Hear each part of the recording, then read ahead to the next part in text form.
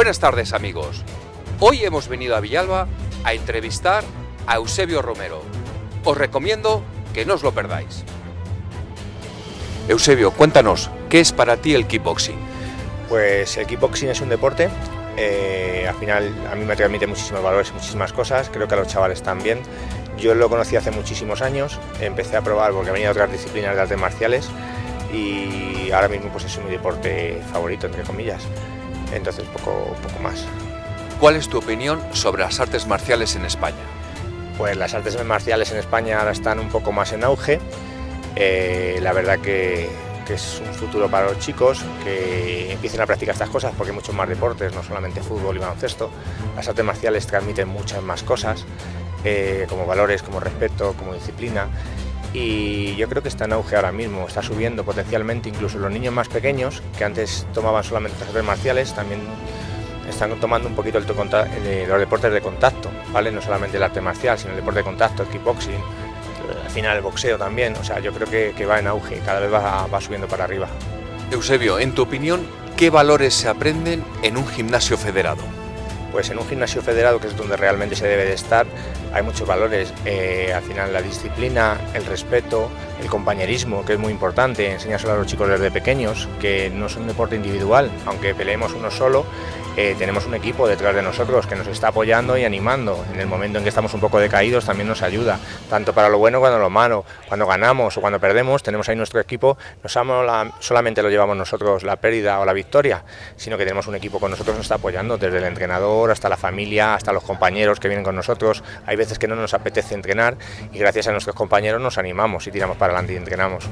¿A qué edad deben de empezar los niños la práctica de artes marciales? No hay una edad en concreto. Yo llevo muchos años en esto y cada vez empiezan un poco antes, ya desde los 4 años y medio, 5, que empiezan a tener un poquito de atención, que es poca, son 5 o 6 minutos, pero esos 5 o 6 minutos los van aprovechando. Cuando llevan un par de años, la verdad que son esponjas, absorben todo. Entonces cuando empiecen, como no hay un contacto pleno, que se empieza pues eso, enseñando valores y disciplina, respeto, todas estas cosas, y al final aprendiendo coordinación, al final terminan aprendiendo y mejorando muchísimo. Cuando antes empiecen, muchísimo mejor, la verdad. ¿Por qué te sientes cómodo en la Federación Madrileña de Kickboxing y Muay Thai? Pues la verdad que desde que empecé con su presidente nos apoya desde un principio. Hay muchísimos torneos, muchísimas veladas, tenemos los seguros médicos que nos aportan todo lo que necesitamos, y luego está todo muy reglado. Sí que es verdad que no dejan que haya diferencias en competiciones de gente que tenga mucha experiencia con gente muy nueva, lo tienen muy regulado, tienen los palmarés muy regulados, nos ofrecen muchísimos campeonatos a lo largo de la temporada y luego sabes que tienes la seguridad que tienes tu seguro médico, que cualquier cosa que te ocurra estás atendido. Cualquier competición está súper reglada, siempre con todos los permisos, todas las autorizaciones, pues eso que requiere de los ayuntamientos, de la Comunidad de Madrid, de todos los sitios. Y luego, muy importante, nuestras titulaciones están todas homologadas. Llevamos muchísimos años con ellos y vayamos donde vayamos estamos reconocidos, tanto aquí en España como fuera de España. ¿Te sientes apoyado por la directiva de la federación? Sí, plenamente. La verdad que todas las ideas que tenemos y todos los proyectos que tenemos nos aportan siempre su apoyo y nos intentan dirigir siempre la mejor trayectoria. La verdad que sí, nos sentimos muy apoyados. Eusebio, en tu opinión, ¿qué ventajas tienen para los alumnos los gimnasios y entrenadores oficiales de la federación? Pues ventajas, que te vas a fiar siempre de alguien que realmente está reconocido oficialmente y te va a enseñar, porque hay muchísimo intrusismo en este deporte, muchísima gente que no tiene titulaciones reguladas, que con la federación tienes que estar pues eso, puesto a tenerlas, si no, no puedes dar clases. Entonces es muy importante que el que te entrene sepa lo que está haciendo, que no llegue cualquiera y te empiece a dar clases, simplemente que tenga un curso homologado por la federación y que tenga su titulación oficial para poder darte clases. No puede llegar cualquiera y empezar a enseñarte algo que desconoce o que no está totalmente titulado en ello. Eusebio, en tu opinión, ¿el intrusismo profesional está en aumento o en descenso? Está en aumento porque últimamente hay muchas federaciones que no están homologadas y que intentan meter gente y profesores que no están titulados. Entonces no os dejéis nunca que os den clase gente que no esté realmente titulada y que homologada por una federación oficial que realmente esté reconocida, porque no sabes quién te está cuidando, qué atenciones vas a tener después y si realmente lo que te está enseñando está regulado, no lo sabemos. ¿Cómo te han cambiado la vida las artes marciales? A mí la verdad es que cambiarme, no, porque llevo toda la vida destinada a ellas. Desde muy chiquitito llevo con las artes marciales. Yo creo que he pasado por varias disciplinas y la última que quedé fue por kickboxing y muay thai. Pero vamos, que es una formación increíble, es una forma de autocontrol también. Yo era una persona muy nerviosa y al final es una forma de gestionarlo también, ¿vale? Te ayuda a gestionarlo, a que tengas gente que también te regule un poco, te diga afloja un poquito o sube la intensidad. O sea, al final vas a tener mucho compañerismo, pero a mí ya te digo que me cambió muchísimo en ese aspecto, en aprender a controlarme un poquito. Eusebio, he visto que en tu gimnasio hay muchos niños practicando kickboxing. ¿Cómo te transmiten los padres el cambio que han dado desde que están entrenando contigo? Pues la verdad que lo transmiten de una forma alegría y encima diciendo que no esperaban que su hijo podía ser así, porque hay chicos que llegan muy nerviosos o que no saben gestionarse, como es normal, tienen una edad que no saben qué tienen que hacer o cómo gestionar su potencial que tienen realmente. Entonces, una vez que lo descargan y llegan a casa más relajados, la verdad que están muy contentos, te transmiten pues eso, felicidad, confianza, porque ven que estás haciendo un trabajo que funciona y que en casa se nota. Entonces, bueno, la verdad que es gratificante que los padres te lleguen y te vayan diciendo que están mucho mejor en casa los niños. Y ya para terminar con esta entrevista, ¿qué es realmente la competición? Pues la competición es ponerte a prueba lo que realmente has estado aprendiendo durante mucho tiempo y el ver cómo eres tú en algunos momentos en concreto. La competición al final te lleva a un nivel de adrenalina extremo en el que no sabes cómo vas a reaccionar. Entonces es una forma de comprobar el cómo te sientes en ese momento de subidón de adrenalina, que realmente es lo gratificante. Yo creo que animo a todo el mundo a que lo pruebe, porque realmente no nos conocemos. Muchas veces pensamos, voy a hacer esto, voy a decir aquello, voy a hacer no sé qué, y luego no, o nos bloqueamos, o nos sale fenomenal, o lo gestionamos de una forma idónea. Entonces no lo sabemos hasta que no lo hacemos. Yo animo a todo el mundo a que llegue a la competición y la pruebe. Para mí es pues mi parte principal, la competición, pero bueno, hay gente que no quiere competir, no tiene por qué competir, pero yo sí que les diría que por lo menos lo probasen alguna vez para ver qué es lo que sienten.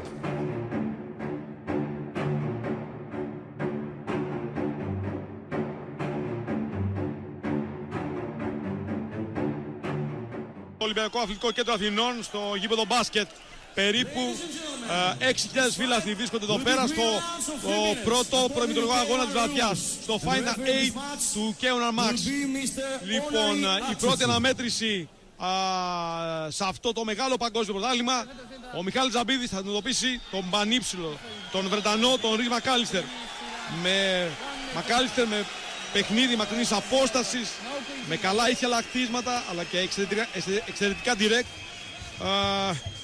Θεωρείται ένα ενδεχόμενο αστέρι στο χώρο του K1 Max. Αρκετά φιλόδοξος, αφού θέλει να φτάσει στην κορυφή, όπως έχει δηλώσει. Την πρόκληση στην τελική φάση την πήρε στο Final Elimination της Μαδρίτης, κερδίζοντας τα σημεία τον Ιάπωνα Νασιχίρο. Ο αγώνας ξεκινάει.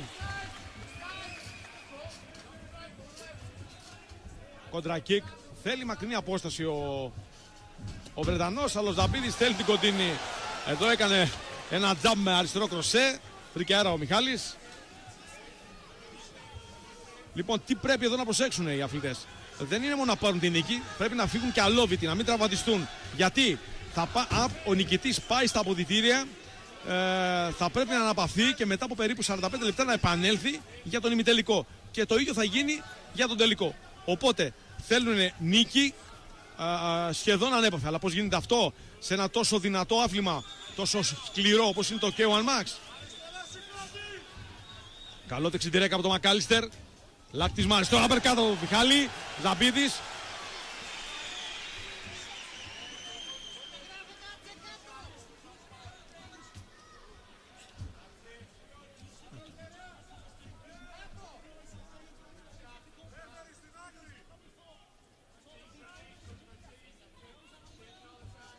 Χτυπήματα του Μακάλιστερ πάνω στα γάντια. Γονατιά πάλι στην άμυνα του Ζαμπίδη. Διατηρεί μια ψηλή άμυνα ο Ζαμπίδης. Πολύ καλά κάνει. Αφήνει να δει την τακτική του Βρετανού. Γονατιά πάλι πάνω στα χέρια του Μιχάλη. Κροσέα, άπερκατ. Ξανά άπερκατ από τον Ζαμπίδη. Κίνηση πίσω. Αριστό άπερκατ στον αέρα. Επιχείρησε να περάσει χτύπημα μέσα από την άμυνα του Μακάλιστερ. Γονατιά, καλή άμυνα, αριστερό κροσέ. Χαμηλό λάκτισμα στο τετρακέφαλο του Ζαμπίδη από τον Μακάλιστερ. Τρία καλά χτυπήματα από τον Βρετανό. ο Μιχάλης που είναι κάπως σφιχτός. Είναι λογικό. Είναι λογικό, παίζει μέσα στη χώρα του. Καλό δεξί κροσέ τώρα. Καλό δεξιά, αριστερό κροσέ και χαμηλό λάκτισμα από το Μακάλιστερ. Πολλοί λένε ότι ο Μιχάλης Ζαμπίδης είναι ένα από τα 3 φαβόρια, αλλά κοίταξε να δείτε. Παίζει μέσα στην έδρα του μια έδρα που πολλές φορές μπορεί να σε αγχώσει. Να φύγει ο πρώτος αγώνας. Ο Μακάλιστερ περιμένει, θα λέγαμε, καρμανιόλα με τα γόνατα. Τον περιμένει το Ζαμπίδη. Καλά uppercut, χαμηλό λάκτισμα. Είμαστε στο τελευταίο μισό λεπτό του πρώτου γύρου. Εδώ που μπορούν να κρυφθούν και εντυπώσεις του πρώτου γύρου. Ξεφεύγει δεξιά-αριστερά ο Μακάλιστερ. Ο Μιχάλης μάλλον πάει για ένα χτύπημα. Δεν νομίζω ότι είναι το καλύτερο αυτό. Θέλει να ανοίξει τα χτυπήματά του, να δώσει τα κροσέ του. Αυτά που τον έχουμε δει στο παρελθόν, να ισοπεδώνει αντιπάλους. Καμπανάκι. Ο πρώτος γύρος τελείωσε. Λοιπόν, Αντώνη. Γενικά είδαμε στον πρώτο γύρο λοιπόν ότι ο Ρις Μακάλιστερ είχε το ταϊλανδέζικο στυλ. Έπαιζε πολύ πιο ανοιχτά από τον Μιχάλη Ζαμπίδη. Προσπαθούσε να εκμεταλλευτεί και το ύψος του, τα μακριά του πόδια. Ο Μιχάλης Ζαμπίδης έκανε αποτελεσματικές άμυνες. Δέχτηκε βέβαια κάποια λίγα χτυπήματα από τον Μακάλιστερ και τα ανταπέδωσε άμεσα. Ήταν ένας αναγνωριστικός γύρος. Μπορούμε να πούμε ότι ήταν πολύ μαχητικός γύρος από τους πρώτους, γιατί ο Μιχάλης Ζαμπίδης δεν μας έχει συνηθίσει να μπαίνει με όλη του τη δύναμη από τον πρώτο γύρο. Συνήθως το κάνει αναγνωριστικό για να βρει απόσταση. Αυτή τη φορά όμως είχε κάποιες μάχες πολύ κοντινές και πολύ σκληρές με τον Βρετανό αντίπαλό του. Δείχνουν και οι δύο ότι είναι σε καλή κατάσταση. Βλέπω τώρα τον Μάριο Μπαρμπάτσα. Βλέπω καταρχήν τις αντεπιθέσεις που γίνονται τώρα εδώ στο replay. Την ίδια στιγμή βλέπουμε εμείς μέσα στο ring τον Μάριο Μπαρμπάτσα που δίνει οδηγίες στον Μιχάλη Ζαμπίδη, αλλά και τον πατέρα του Ρις Μακάλιστερ, τον κύριο Μακάλιστερ, που του έδωσε οδηγίες. Πρέπει να πούμε ότι ο Ρις Μακάλιστερ ακολουθεί τα χνάρια του πατέρα του. Λοιπόν, δεύτερος γύρος του πρώτου προημιτελικού αγώνα του K1 Max Final 8 από το Ολυμπιακό Αθλητικό Κέντρο Αθηνών και το γήπεδο μπάσκετ που φιλοξενεί αυτή τη μεγάλη διοργάνωση. Ζαμπίδης αντί ο Μακάλιστερ. Πλησιάζει ο Ζαμπίδης, έχει απόσταση βολής. Πρέπει να χτυπήσει τώρα. Περιμένει όμως να τελειώσει ο Μακάλιστερ. Δεξί κροσέ, αριστερό. Καλές αποφυγές στα κροσέ αλλά και στα γόνατα. Είναι, θα έλεγα, διαβασμένος ο Μιχάλης στο πώς δουλεύει ο Μακάλιστερ. Οι γονατιές. Δεξί κροσέ. Δεξί κροσέ πάνω στην άμυνα του Μακάλιστερ. Καλό δεξί uppercut. Πολύ καλό στα πλευρά του Μακάλιστερ.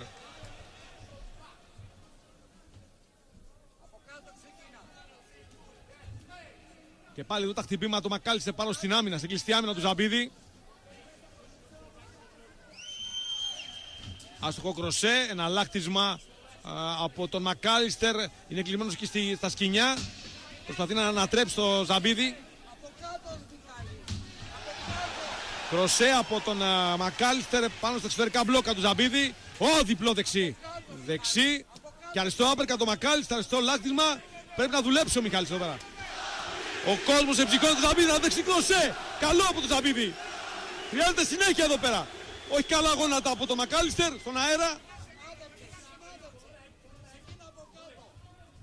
Χτυπήματα, κροσέ. Χρειάζονται και άπερκα από το Ζαμπίδη για να κατεβάσει την άμυνά του εκεί ο Μακάλιστερ. Άπερκα στο σώμα. Ο Μακάλιστερ δείχνει να μετακινείται, να μην θέλει να βγάλει επίδεση. Απλά να μην δεχτεί κάποιο ισχυρό χτύπημα από το Ζαμπίδη. Αριστερό κροσέ στον αέρα. Ούτε το γόνατο του Μακάλιστερ είναι καλό. Πάμε να μπούμε στο τελευταίο λεπτό του δεύτερου γύρου. Δεξί κροσέ, άστοχο αριστερό. Τα χτυπήματα της αναπάτησης του Μακάλιστερ πάνω στην άμυνα, όπως και το λάκτισμα αυτό, το αριστερό ψηλό από τον Βρετανό. Άπερκα καλό το αριστερό, κόλλησε στα πλευρά του Μακάλιστερ. Άστοχο δεξί, άστοχο και το αριστερό του Βρετανού, κίνηση. Εδώ χρειάζεται ένα άνοιγμα από τον Μιχάλη τον Ζαμπίδη. Ένα περισσότερα χτυπήματα, ξεκινήσει με άπερκα στο σώμα και να τελειώσει με τα κροσέ, τα γνωστά κροσέ του.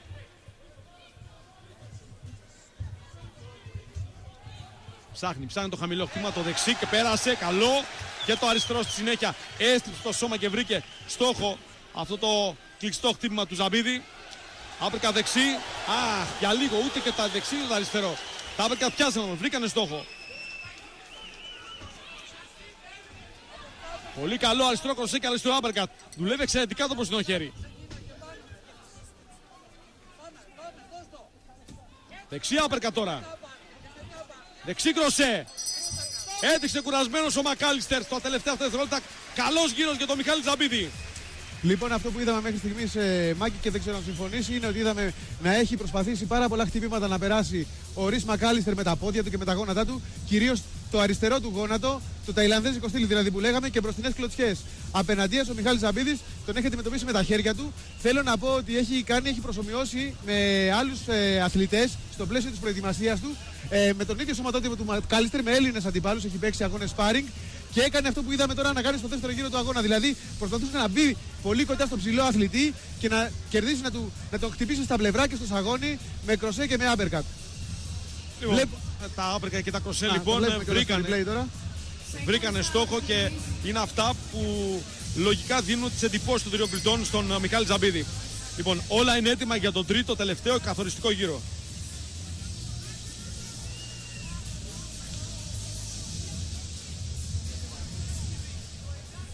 Λοιπόν, 3 λεπτά ακόμα για να δούμε αν ο Μιχάλης Τζαμπίδης θα περάσει στον ημιτελικό, στον κορυφαίο ημιτελικό. Εν εξελίξει πλέον ο τρίτος γύρος. Δεξί κροσέ, καλό! Περιμένει ο Μακάλιστερ με τις γονατιές. Διατηρεί όμως ψηλή άμυνα. Κροσέ, uppercut, πάλι κροσέ. Ένα μικρό σφυροκόπημα από τον Τζαμπίδη. Ξεφεύγει ο Μακάλιστερ. Αλλά από σκηνιά σε σκηνιά πηγαίνει ο Βρετανός. 7.000 και πλέον κόσμος ενισχύουν τον Μιχάλη Τζαμπίδη. Το πολύ καλό για τον Μιχάλη Τζαμπίδη είναι ότι βγάζει εξαιρετικές άμυνες στις γονατιές που βγάζει ως αντιπιθέσεις ο Μακάλιστερ. Και εδώ τα uppercut. Καλή άμυνα. Καλή άμυνα. Η απάντηση του Μιχάλη είναι ένα δεξιά uppercut. Κροσέ. Κλείνει στη γωνία το Μακάλιστερ. Εδώ τώρα λοιπόν είναι ευκαιρία. Έκανε τη γονατιά. Καλή γονατιά. Δεξί κροσέ του Τζαμπίδη. Απάντησε αν κυριευθεί. Και δεξιλάρχισμα. Φοβερή μάχη. Φοβερή μάχη. 1,5 λεπτό ακόμα. Γονατιά. Έκανε ένα τζαμπ με ψαλίδι γονατιά. Με το αριστερό πόδι. Εδώ ένα time out καθώς κάποιο χτύπημα από τις γονατιές του Τζαμπίδη βρήκανε χαμηλά στη βονική χώρα τον Μακάλιστερ. Δεν δείχνει ότι υπάρχει κάποιο πρόβλημα ο Βρετανός. Συνέχεια στο παιχνίδι. Εδώ ευκαιρία, κοντινή απόσταση. Είναι η απόσταση του Τζαμπίδη. Δεξί κροσέ. Το βρήκε. Δέχτηκε ένα ισχυρό χτύπημα ο Μακάλιστερ στο σταγόνι. Δεν ευνηδιάστηκε όμως ο Βρετανός. Προσοχή, θέλει εδώ πέρα τα γόνατα. Δεξί κροσέ, αριστερό. Μπράβο. Έλα Μιχάλη, τελευταίο λεπτό. Μπαίνουμε στο τελευταίο λεπτό. Αριστερό κροσέ, μπράβο. Σημαδεύει τώρα πλέον σωστά ο Τζαμπίδης. Έχει την απόσταση. Βλέπει τις αδυναμίες του στην άμυνα του αντιπάλου του. Uppercut. Και πάλι δεξί κροσέ, αριστερό, δεξί.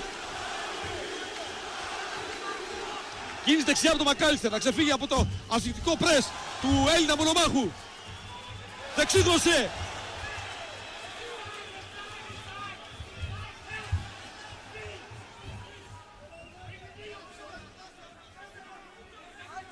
Πάλι με πλάτη στα σκηνιά ο Μακάλιστερ που δέχεται ένα ακόμα δεξί κροσέ.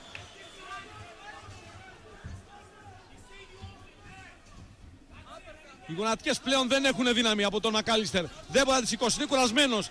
Με άλλες δυνάμεις όμως μπαίνει ο Τζαμπίδης, δεξί κροσέ, αριστερό, δεξί. Τελευταία 15 δευτερόλεπτα. Κι άλλο δεξί κροσέ. Καπανάκι. Και δεν χωράει αμφιβολία. Ο Μιχάλης Τζαμπίδης με εξαιρετική πυγμαχία θα πάρει τη νίκη.